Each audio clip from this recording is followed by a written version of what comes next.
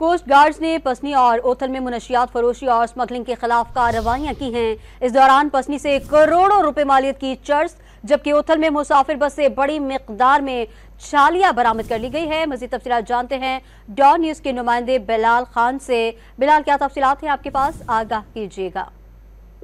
जी बिल्कुल, Pakistan coast guard की इंसदाद मनशियात और स्मगलिंग के खिलाफ पसनी और ओथल के इलाकों में कार्रवाइयां की गई हैं। पसनी के इलाके शुमाल मगरिब में सर्च ऑपरेशन के दौरान 2052 किलोग्राम आला क्वालिटी की चर्च के 187 बैग बरामद कर लिए, जबकि पकड़ी जाने वाली मंशियात की आलमी मंडी में कीमत 34.241 मिलियन डॉलर के लगभग है, जबकि खदशा है कि ये मंशियात बैरून मुल्क स्मगल होना थी। और इसके अलावा दूसरी कार्रवाई ओथल चेकपोस्ट पर मामूल की चेकिंग के दौरान कोटा से कराची आने वाली मुसाफिर बस पर की गई।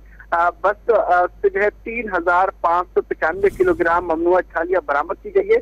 नॉन कस्टम पेड छालिया को कब्जे में लेकर कानूनी कार्रवाई शुरू की गई है। इसके अलावा माजी में भी ट्रांसपोर्टर्स की तरफ से मुसाफिरों की आड़ में ममनुआ अशिया की स्मगलिंग करने की कोशिश की जाती है, जबकि छालिया की स्मगलिंग से मुल्क की मईशत को गहरा नुकसान पहुंचता है। तर्जुमान में जो पाकिस्तान लैंड कोस्ट गार्ड है उनकी तरफ से कहा गया है कि कोस्ट गार्ड हर किस्म की स्मगलिंग की रोकथाम के लिए हम वक्त मसरूफ अमल है। जी, मोहम्मद बिलाल खान तफसीलात से आगाह कर रहे थे, आपका शुक्रिया।